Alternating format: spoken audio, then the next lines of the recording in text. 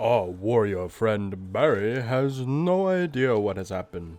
One moment he was in the mine, another he's near the graveyard walking back to Goldshire. Perhaps Barry had one too many mushrooms while in the Fargo Deep mine. There is possibly no other explanation as to how else Barry could have ended back in Goldshire in one piece. Now, he talks to the citizens, turns in his quests, and then he decides what next to do on his journey. There is much for Barry to achieve. First, he must go to the Crystal Song Lake behind Goldshire, slay the Murlocs there, and retrieve their kelp for a special brew for the Mackler farm. Next, the captain of the guard has instructed Barry to go north, to the Jasperlode mine, and explore the cave within there and the kobold menace within. Barry then remembers the trouble the Stonefield farmers were having with a gigantic boar by the name of Princess. Barry knows there is a farm to the south of the mine. He will then explore there and try to deal with the Princess menace.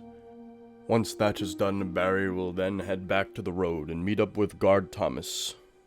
He should be by the riverbed before the Eastvale Logging Camp.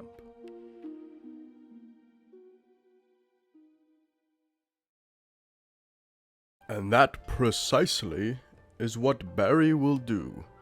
He will slay the Murlocs at the Crystal Lake and collect their kelp. He will explore the Jasperlode mine in its entirety for the Captain God. And he will go to the... Barry, that is not the fields, Barry. It appears that Barry has had a change of plans, and actually has gone ahead to meet with Guard Thomas first, before dealing with Princess. And that's okay. I couldn't do anything anyway. I'm just the narrator. Barry has been instructed to go find what has happened to Guard Thomas's men, who has been looking into the Murloc menace.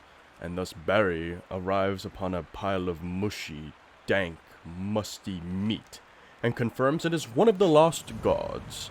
He then has an intuition to further check out the Murloc encampments nearby. For if Barry was a dead god's body, he would be found in a Murloc encampment. Barry approaches the Murloc encampment, but couldn't help but notice a fair maiden getting mauled to death by the Eastvale wildlife. Barry rushes to her help, and is nearly able to save her life. Barry then waves, and is responded with a thank you from the fair maiden. Thank you. And this is what Barry says in return. These wolves are feisty.